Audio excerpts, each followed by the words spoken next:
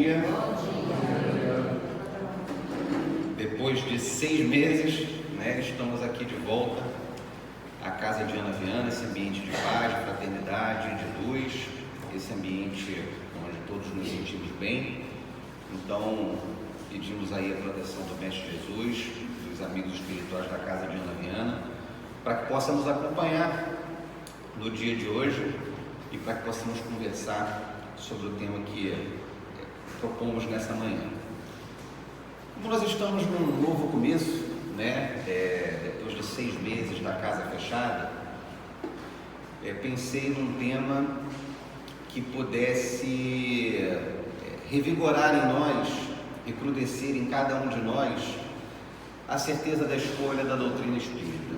Então trouxe o tema a autoridade da doutrina espírita para que possamos conversar nessa manhã de hoje. E por que esse tema? Porque passamos por momentos de extrema dificuldade nos últimos meses. As pessoas em pânico, as pessoas com extrema dificuldade de saber o que fazer, uma miríade de opiniões científicas, políticas, sociais, ideológicas povoando o nosso imaginário e o que nos faz trazer a unidade de pensamento, o que nos faz trazer a unidade de entendimento, o que nos faz buscar esse entendimento perante o momento em que nós vivemos, também é a doutrina espírita. E essa doutrina que nós escolhemos professar, ministrar e entender para as nossas vidas, para a nossa evolução espiritual, essa doutrina ela aparece para a humanidade num momento extremamente particular. Não precisamos lembrar a todos aqui que durante séculos e séculos a humanidade esteve mergulhada nas trevas da Idade Média. Muita dificuldade pairou no nosso mundo. O entendimento filosófico, o entendimento político, o entendimento científico, durante muito tempo ficou relegado a um pequeno grupo de pessoas que detinha não somente o poder temporal, como também o poder religioso. Então, durante vários e vários séculos, vivemos aquilo que nós chamamos da Idade das Trevas, onde o método científico ainda era muito pequeno, aonde o entendimento filosófico ainda não era difundido, aonde a política estava inerente à religião, e depois desse contexto, esse contexto de Idade de Trevas, surge para nós o período do Renascimento, surge para nós o período do Iluminismo. Então, aquilo que estava preso a um pequeno grupo de pessoas, que detinha o poder temporal aliado ao poder religioso, em um determinado momento passa a ter um entendimento racional. Passamos a entender a ciência, a política, a filosofia, a sociologia através da racionalidade. Surgem espíritos de grande importância para esse movimento, como René Descartes, surgem os iluministas, Rousseau, Montesquieu, Maquiavel, Diderot, D'Alembert. Baruch de Spinoza também traz um pouco da sua filosofia de entendimento de religião. Não podemos deixar jamais de lembrar a importância que teve São Tomás de Aquino nesse processo, onde ele reconcilia a religião com a filosofia de Aristóteles. Então, da saída da Idade Média, passando pelo Renascimento, passando pelo Iluminismo, há um movimento enorme, onde você tira o teocentrismo você passa a viver o antropocentrismo, onde a racionalidade passa a ser o móvel das atividades humanas. E nesse exato momento, chegamos ao século XIX, que é conhecido como o século das luzes, e nesse século XIX, ao que nos parece, o racionalismo começa a fazer uma caminhada de abandono dos princípios religiosos, ou seja, passamos a ter um movimento de pensamento unicamente racional, passamos a ter um movimento, um cunho muito forte científico, passamos a ver o homem de uma maneira radical como centro das coisas, como centro dos interesses, como centro dos pensamentos, e vamos deixando um pouco de lado essa questão tão importante para a natureza humana, que é a sua relação com a divindade, a sua relação com a metafísica, a sua relação com aquilo que não é inerente à matéria onde nós vivemos. Nesse momento histórico importante, desse século das luzes, no início, já quando esse movimento vai ganhando contornos de afastar e de deixar de lado o pensamento religioso, surge a doutrina espírita.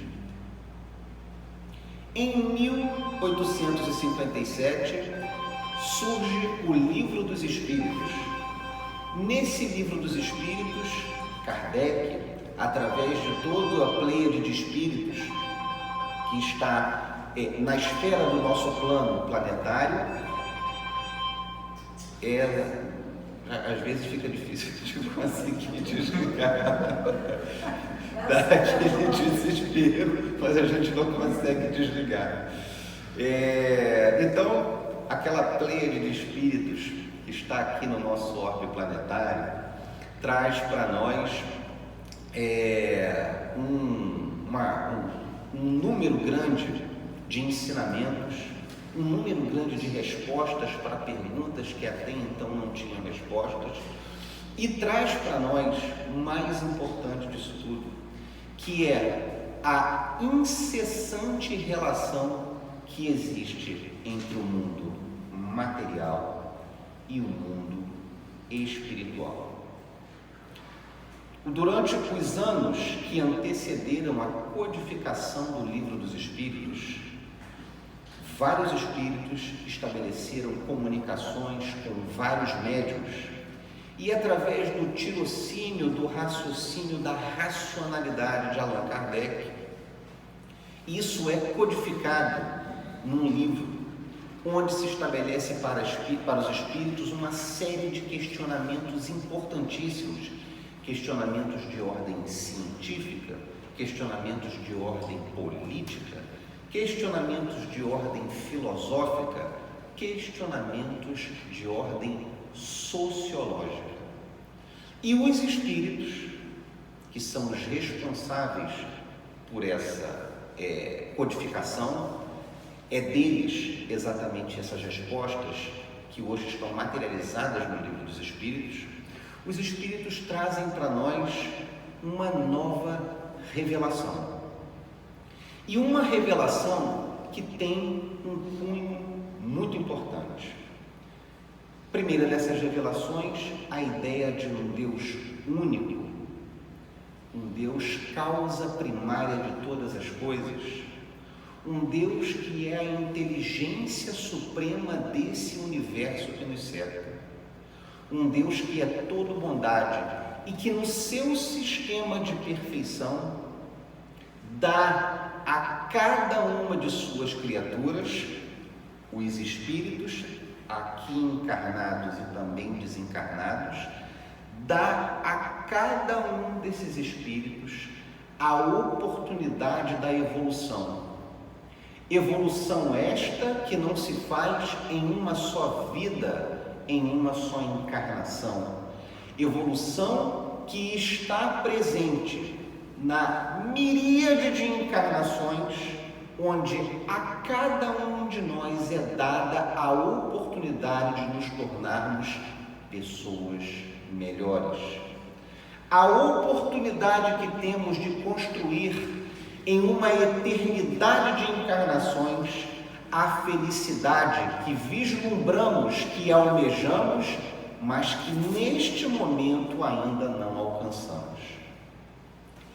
E essa revelação traz para nós um outro aspecto importantíssimo: a necessidade que temos, enquanto espíritos encarnados, em acessar, por meio de um instrumento chamado mediunidade, as esferas mais elevadas. Essa comunicação passou a existir só a partir de 1857? Óbvio que não. Médiuns existiram de todas as estirpes, em todos os tempos, em todas as localidades.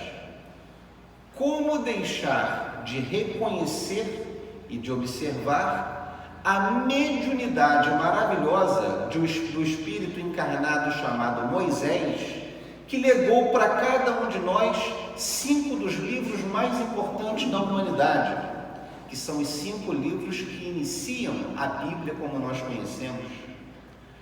Como deixar de reconhecer a mediunidade desse espírito que lega para a humanidade 10 leis, 10 mandamentos, que são hoje a base dos códigos penais, dos códigos civis e das relações humanas no seu aspecto político e religioso como nós conhecemos?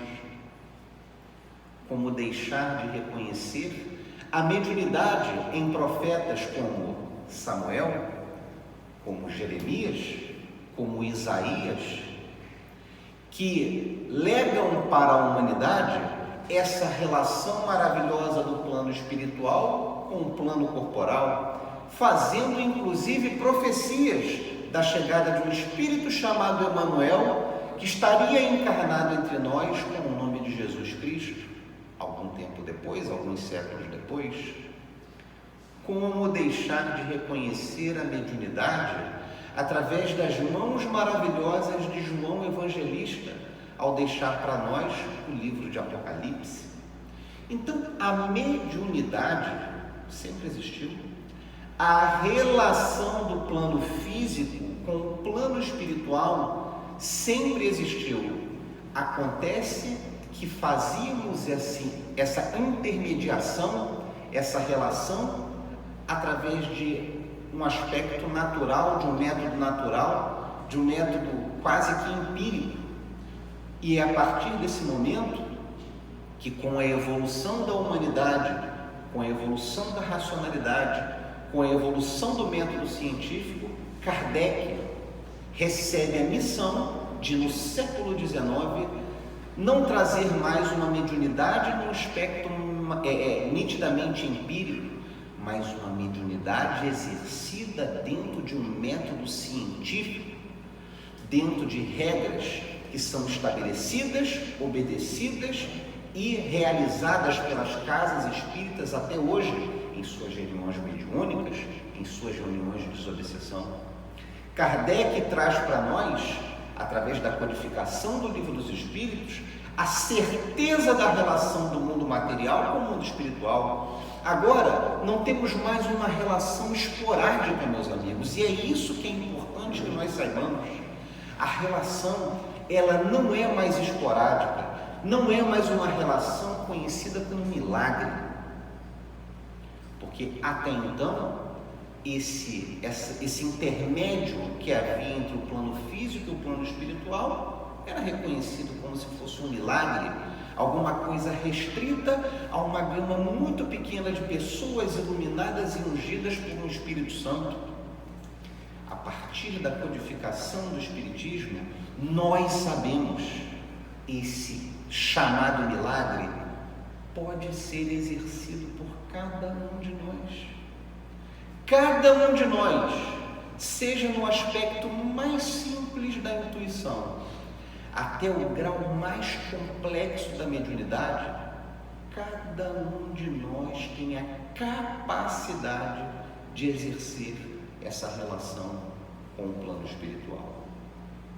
E essa doutrina estabelece para a gente agora não mais um aspecto meramente empírico de experimentação, mas um método para que a mediunidade possa ser exercida de modo eficaz, de modo pleno, de modo a que todas as pessoas possam reconhecer e exercer esse mistério, essa missão que é se relacionar com o plano espiritual. E os espíritos, ao legar a Kardec esses ensinos codificados no Livro dos Espíritos, trazem para nós um sistema lógico, um sistema de entendimento, um sistema que enfim se adapta à racionalidade humana científica exercida até então. Não mais fenômenos que nos deixam assustados, que nos deixam preocupados, que nos deixam chocados para o início de uma nova realidade, mas fenômenos que são entendidos do ponto de vista científico, do ponto de vista da experimentação, para que possamos, através desse sistema de união com o plano espiritual, nos tornarmos pessoas melhores, prestarmos o serviço ao plano espiritual para trazer questões importantes, questões de alta indagação filosófica ao conhecimento da humanidade, como aqui estamos. E esse é o papel da doutrina espírita. A doutrina espírita, em momento algum, tem a pretensão de ser a religião das religiões.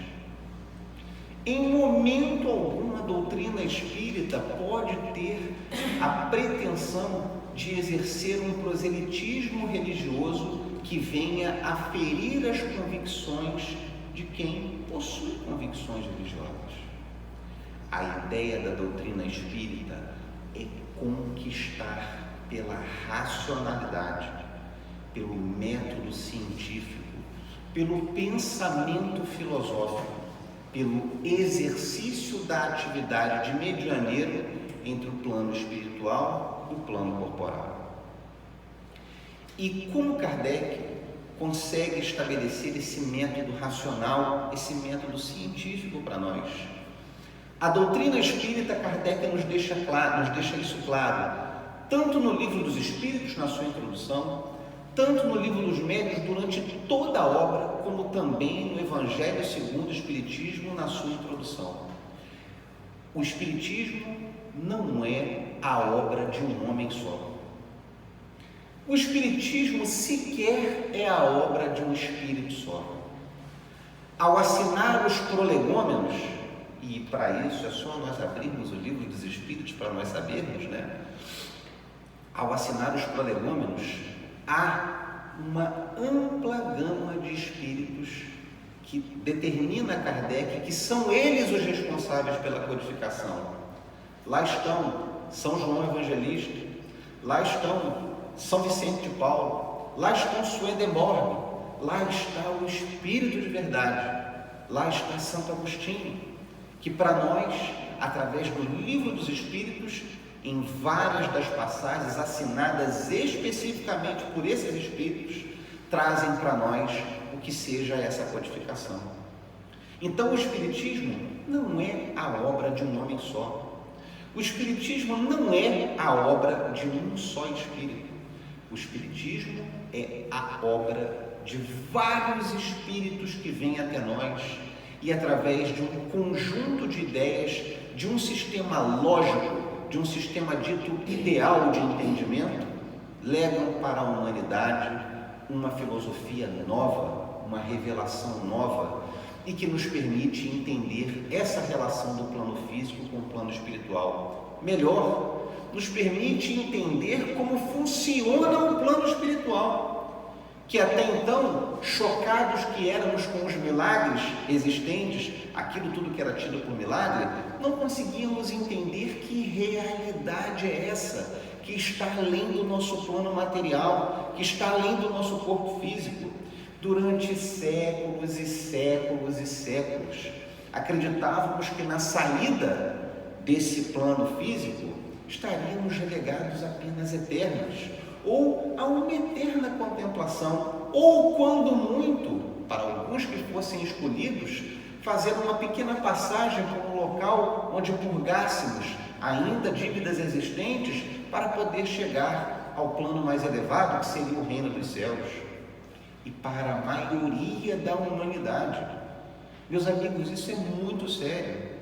Para a maioria da humanidade, o destino final eram as portas tenebrosas do inferno. Aqueles que exercessem o pecado e mantivessem sua vida em pecado, estavam eternamente punidos no inferno. Os suicidas, durante anos e anos e anos e anos, foram entendidos como relegados ao inferno, como impenitentes, como aqueles irremissíveis, ou seja, para quem não tinha nenhuma hipótese de perdão. Vemos isso muito bem, não sei se vocês tiveram a oportunidade de ver no filme sobre a vida do Divaldo, né? Onde há um rompimento, está passando bastante no Telecine, né? Acho que também já está disponível no Now para quem tem a net. Então, ali a gente vê um rompimento de uma família com o ideal religioso, porque não consegue aceitar penas irremissíveis, penas que não têm o perdão. Então, é difícil que possamos entender que estaremos eternamente na contemplação dos céus ou eternamente punidos junto a demônios no inferno. Isso fere um pouco a nossa lógica, né? E é isso que a doutrina espírita nos traz. Então, a doutrina espírita não tem a pretensão de ser a religião das religiões. A doutrina espírita não tem a pretensão de ser a melhor religião. E a doutrina espírita não pode ter a pretensão de ser o único caminho que vai levar o homem à felicidade. Porque não é. Simplesmente porque não é. A doutrina espírita tem sim um papel muito importante. E esse papel precisa ser reconhecido por nós, que é de permitir a nós compreender, através de um encadeamento lógico, o que nos espera ao terminarmos a nossa vida física. O que nos espera quando partirmos para o plano espiritual. E a doutrina espírita, neste ponto, ela não é só lógica, ela não é só sistemática, ela não é só metódica. Nesse ponto, a doutrina espírita, ela é consoladora. Ela é consoladora. Primeiro, a doutrina espírita nos diz que a nossa vida não termina no túmulo.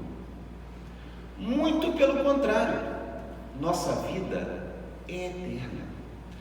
Desde que fomos criados pelo nosso Criador, simples e ignorantes, até alcançarmos a perfeição relativa dos espíritos felizes, até lá, não passaremos por uma só encarnação. Logo, veja que o Espiritismo já traz aqui uma conceituação diferente. O Espiritismo não vê isso daqui que nós estamos vendo como vida. Vida é a vida espiritual, e a vida do Espírito é eterna.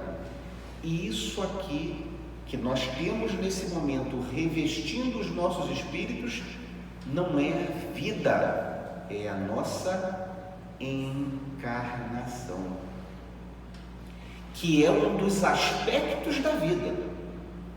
Disso não temos dúvidas, mas não passa de uma encarnação, não passa de uma roupagem que neste momento utilizamos e que é necessária para a nossa evolução. Então, ao recebermos esse invólucro carnal, que tem doença, que tem imperfeições, que tem dificuldades formativas, porque às vezes as uniões celulares e as uniões dos genes, porque ainda estamos num plano imperfeito, não podem gerar indivíduos totalmente perfeitos. O nosso invólucro de carne, embora seja um instrumento de uma grande complexidade que ainda estamos longe de entender pela ciência humana, uma ciência ainda presa ao mundo de expiações e provas, uma ciência que ainda não consegue entender a relação do nosso corpo físico com a nossa alma, que se dá por meio do perispírito, do nosso corpo astral. A ciência que ainda não conseguiu sequer compreender isso, não pode, de forma nenhuma, ter a palavra final sobre todos os métodos científicos e sobre a determinação de que só essa vida existe. Esta encarnação não passa de entre 1 milhão, 1 bilhão, 1 trilhão de encarnações que certamente passaremos para alcançar a perfeição relativa, objeto de cada um de nós, a condição de espíritos felizes. E a doutrina espírita nos é lógica, porque ela nos diz que essa condição de espíritos felizes não é possível de ser alcançada nesta encarnação, neste mundo que é um mundo de expiações e provas. Como alcançar a felicidade plena se ainda somos objeto de expiações, ou seja, de sofrimentos que precisam resgatar um passado pecaminoso? E como conseguiremos ser felizes numa encarnação onde ainda precisamos passar por provas? Prova é tudo aquilo que é necessário para que passemos um degrau na evolução. A felicidade não é deste mundo, mas podemos alcançar um nível de felicidade relativa, e esse nível de felicidade relativa advém desse entendimento. Então, na qualidade de espíritas, nós passamos pelo sofrimento humano, nós passamos pelo desemprego, nós passamos pela privação, nós passamos pela necessidade, nós passamos pela doença, nós passamos pela morte, nossa, às vezes com muito sofrimento, de nossos entes queridos. Mas o Espiritismo, para nós, bastando folhear o Livro dos Espíritos, isso só para ficar no principal livro da codificação. Se nós folhearmos somente o Livro dos Espíritos, não vamos adquirir só conhecimento de que não é só essa vida. Vamos adquirir também o conhecimento de que o sofrimento é necessário para depurar e para que possamos alcançar a felicidade que almejamos. Através do Livro dos Espíritos, vamos entender que a morte, como nós entendemos, não é o fim. A morte é uma passagem. A morte é uma passagem. É uma passagem que ainda nos traz o sofrimento da perda, sem sombra de dúvida. Mas esse sentimento da perda, ele só existe porque ainda estamos arraigados ao mundo material. A partir do momento que entendermos que não há perda, há uma passagem, e que a partir dessa passagem, todos nós nos reencontraremos na pátria espiritual. Por que o desespero pela perda? Tristeza, porque não vamos mais ver o nosso ente querido encarnado entre nós? Totalmente compreensível. Desespero? Não. Desespero pela desencarnação não é mais admitido, não é mais aceito para quem tem 10 minutos de Livro dos Espíritos. Não é mais permitido a nós. Assim como Platão deixa à humanidade um livro como A República, onde estabelece um modelo ideal de governo, um modelo de governo exercido calcado na filosofia, calcado no entendimento das necessidades humanas. A partir do momento que lemos Platão, não podemos mais aceitar governos que entendem que é necessária a pena de morte para que a nossa sociedade possa ser melhor. Não dá, gente. Não temos como aceitar isso. Ao ler a República idealizada por Platão, não podemos mais compactuar com governos que entendam que pena de morte é a solução para a nossa sociedade. Ao ler um livro como Política de Aristóteles, que é calcada a política na ética e na virtude, nós não podemos compactuar com um governo que tira dinheiro da saúde para botar no próprio bolso, gente. Não podemos mais aceitar esse tipo de coisa. É inaceitável. Inaceitável.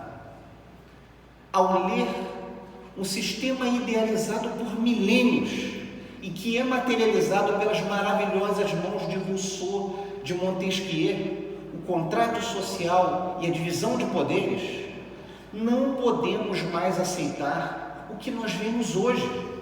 Os poderes de uma república não se entenderem. Não é mais aceitável para cada um de nós. É inaceitável. Eu estou dizendo para vocês aqui que tem que sair daqui e quebrar tudo, não. Mas nós não podemos aceitar. E se o instrumento que nós temos de não aceitar esse tipo de coisa é o voto, que exerçamos esse voto. E se o método que nós temos de não aceitar esse tipo de coisa é fazer isso diferente dentro dos nossos lares, dentro dos nossos trabalhos, dentro da casa espírita e dentro da sociedade que nós vivemos, temos que fazer diferente. Porque é inaceitável que uma sociedade que recebeu um testamento como a República de Platão, Política de Aristóteles, o Contrato Social de Rousseau e o Princípio dos Poderes de Montesquieu, tá? Uma sociedade dessa não pode aceitar o que nós vivemos hoje. Assim como, só para trazer um paralelo para cá, saindo do aspecto político e filosófico da nossa vida, assim como na qualidade de espíritas, nós não podemos mais aceitar o desespero da morte. Nós não podemos mais aceitar que ao sair deste plano estaremos legados a penas eternas ou a uma felicidade contemplativa que sabemos não é do nosso merecimento. Não é do nosso merecimento, porque ainda somos espíritos que estamos no mundo de expiações e provas. Na qualidade de espíritas e exercendo a doutrina espírita, a autoridade que ela exerce sobre nós, não podemos aceitar outro instrumento para a nossa felicidade que não seja o exercício da caridade e do amor ao próximo. Porque a doutrina espírita, embora seja a doutrina dos espíritos, essa doutrina espírita, ela tem um governador. Ela tem um espírito de onde emanam todos esses ensinamentos. Um espírito que converge nele todas as virtudes que temos o direito de saber, porque ainda, acredito, ainda há virtudes que nós não conhecemos, justamente porque estamos num mundo de expiações e provas. Há virtudes que ainda não são de nossa compreensão. E eu acho, tá? E isso aqui fica só uma opinião pessoal para reflexão. Eu acho que é justamente porque não conhecemos as virtudes que nós desvirtuamos o sentido da palavra amor. A palavra amor para nós, mesmo nos vocabulários mais ricos, nas línguas, como por exemplo o grego, que é uma linguagem muito rica de palavras, o amor ainda tem um sentido muito generalista entre nós. O amor, ele pode significar o amor de mãe, como pode significar a paixão material existente entre duas pessoas. Nós ainda não conseguimos entender sequer o significado da palavra amor. Amor, no seu sentido universal, ainda é incompreensível para nós. Por isso que eu penso que a dificuldade que temos de entender o que é amor é justamente porque ainda temos somente o rudimento de virtudes que ainda não estão plenamente desenvolvidas entre nós. E esse amor universal, esse amor que é o móvel e que deveria ser o móvel das relações humanas, que deveria ser a nossa busca incessante na ligação com o próximo e com o plano que está acima de nós, esse amor é que nos permite o exercício da caridade, é que nos permite, através do estabelecimento da relação de maior sentimento com o próximo, que envolve gostar, simpatizar, empatizar com o próximo, é que nos permite, no seu pleno desenvolvimento, exercer a caridade. E nós aqui já sabemos a diferença da caridade para a beneficência. Eu estou falando da caridade. Então, nós, na qualidade de espíritas, não podemos mais aceitar, ou seja, não é aceitável para nós encontrar a felicidade sem exercer a caridade. Não é aceitável, porque nós já entendemos que a única forma de nos tornarmos espíritos melhores e espíritos felizes é o exercício pleno da caridade. E aí nós entendemos, aí nós passamos a entender por que todas as narrativas que advêm do olhar de Jesus vêm de um olhar que é o olhar que comove, como por exemplo na carta que nos é deixada por Públio Lentulus, ao falar sobre Jesus, que ao cruzar o seu olhar com o mestre, aquilo comove. Eu não tive essa oportunidade, mas a minha irmã foi a Uberaba e encontrou com Chico Xavier. Eu estou falando de Chico Xavier, não estou falando de Jesus. E ela narra para nós, lá em casa, que ela esteve com Chico Xavier, que a simples presença de Chico comove. Você não sabe o que é. Ou melhor, você até sabe o que é. Você não aceita ainda o que é. Porque existe alguma coisa ali que ela suplanta o aspecto material. Você até sabe o que é. Mas é que você ainda não consegue entender por que a presença de Chico comove. Por que a presença de Madre Teresa de Calcutá, de Irmã Dulce, que esteve conosco aqui há pouco tempo, comove. Que a presença de Divaldo, que é considerado o maior orador espírita de todos os tempos, que ao estar aqui nesse microfone, falando para vocês aí, nunca vi uma palestra de Divaldo, minha mãe está aqui. Eu já estive com o Divaldo pessoalmente. Pois é, eu nunca estive numa palestra dele, mas quem está numa palestra com o Divaldo diz que o poder dessas palavras, não é o que eu estou falando aqui para vocês não, é uma coisa completamente diferente. Ela entra em nós em vibrações que ainda são imperceptíveis para nós. No livro Francisco de Assis, do João Nunes, psicografado pelo João Nunes Maia, Miramês nos diz o seguinte, que São João Evangelista, a encarnação anterior de São Francisco, conseguia falar numa vibração tal que os peixes na ilha de Pátimos entendiam o que ele estava falando. É isso que Divaldo faz.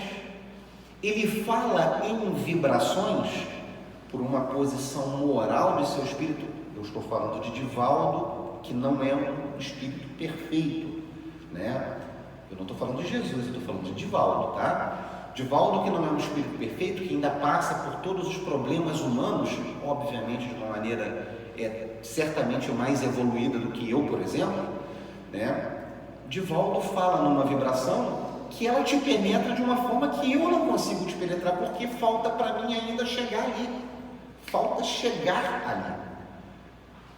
E isso, sabe o que é? Isso que tem o olhar de Jesus, isso que tem Chico Xavier, isso que tem Divaldo, isso que tem São João Evangelista, isso é amor, isso é o exercício da caridade como deve ser.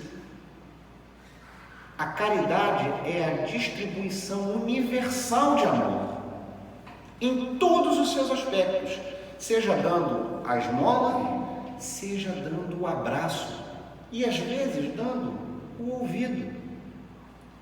E um ouvido caridoso, o ouvido verdadeiramente caridoso, só pode trazer para nós palavras verdadeiramente caridosas. Então, isso a doutrina espírita nos ensina. Essa autoridade ela tem para nós. Não é aceitável para nós, de maneira alguma, entender o alcance da felicidade material, espiritual, filosófico, político, sociológico, científico, sem o exercício da caridade. Sem o exercício da caridade. Por quê? Porque todo esse sistema, esse cadinho perfeito que é a doutrina espírita, ela emana de uma fonte única: Jesus. Jesus. E tudo que nós entendemos de espiritismo, a existência de Deus, a necessidade da encarnação, a intermediação entre o plano físico e o plano espiritual, tudo isso de suma importância e que constitui um dos pilares que torna o espiritismo até mesmo uma ciência, porque tem princípios específicos. Todos esses princípios levam a um só fim: a nossa melhora espiritual pelo exercício da caridade. Pelo exercício da caridade. E faltando aqui alguns minutinhos só para a gente acabar, tá? Eu não sei se consegui ser claro o suficiente no primeiro vídeo que fiz aqui para a casa do Ana Viana, através do sistema do YouTube, que está chegando para todas as pessoas aí. Mas eu acho que eu ainda não consegui ser claro o suficiente, que numa palestra onde a gente consegue ter esse entendimento mais racional, mais científico, mais filosófico do que a gente está falando, é exatamente isso que eu quero falar para vocês, meus amigos.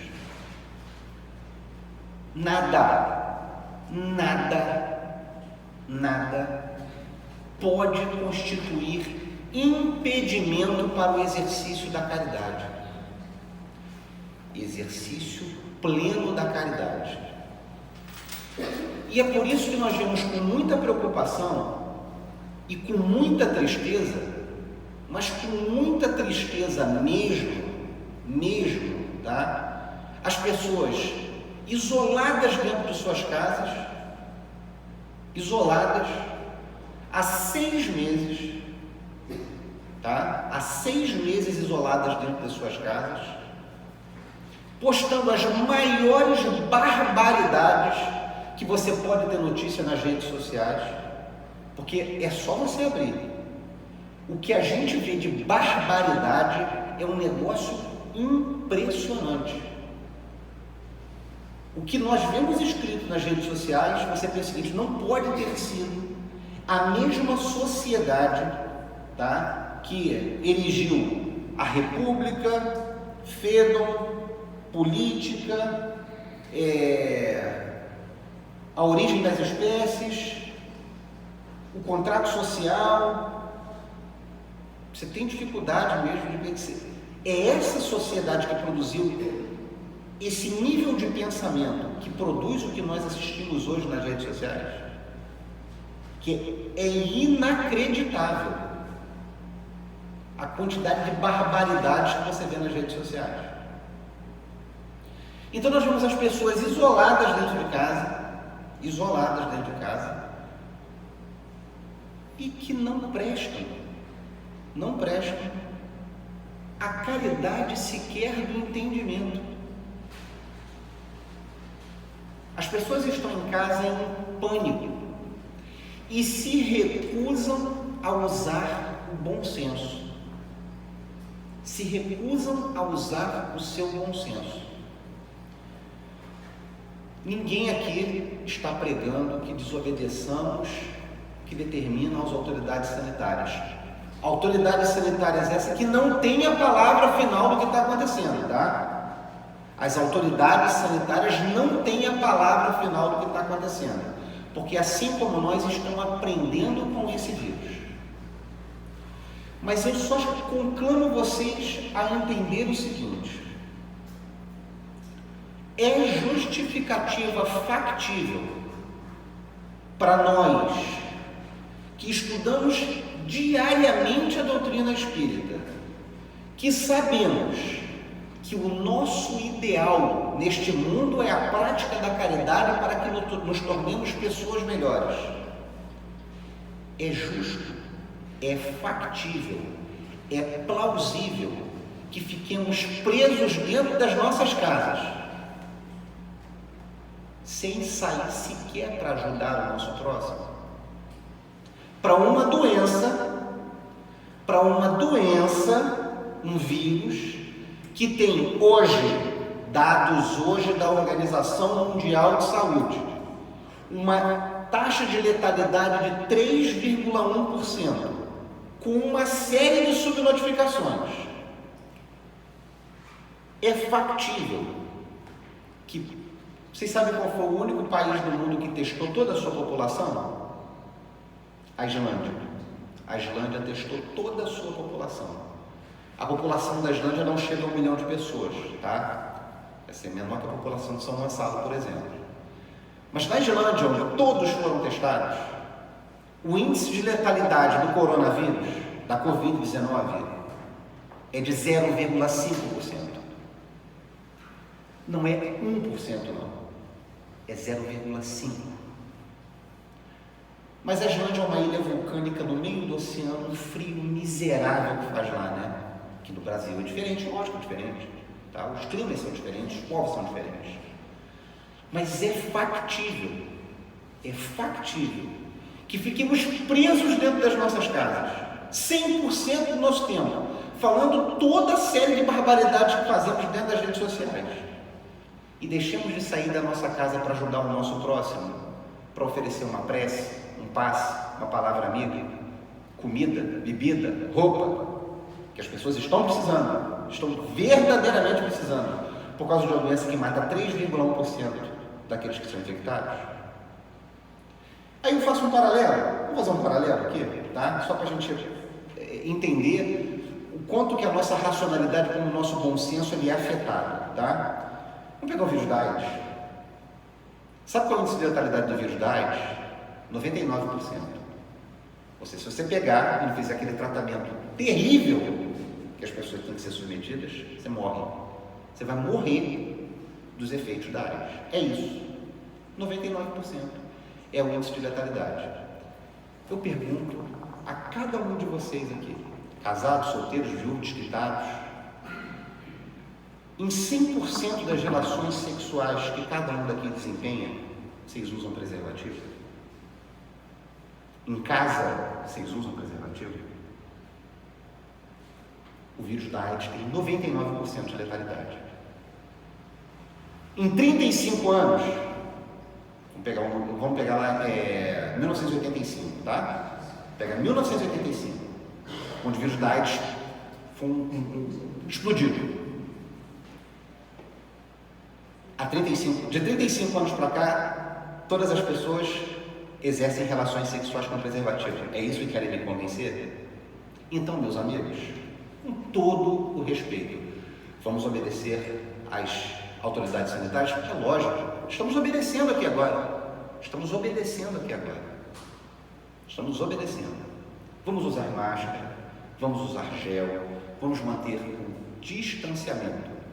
Agora, não é razoável, nós somos espíritas, não é razoável que por conta de uma doença que tem um índice de letalidade de 3,1%, deixemos de exercer a coisa mais importante que viemos fazer nesse mundo, a prática da caridade. Eu, com todo respeito, não entendo isso de razoável e de bom senso. E deixo a reflexão de vocês. Deixo a reflexão de cada um de vocês, que nos ouvem aqui agora e que a partir de hoje nos ouvem também pela internet. Excelente domingo a todos vocês, uma semana maravilhosa e que a doutrina espírita nos ajude a que sejamos águias, que abramos as nossas asas e não galinhas que têm asas e não conseguem voar. Excelente domingo a todos.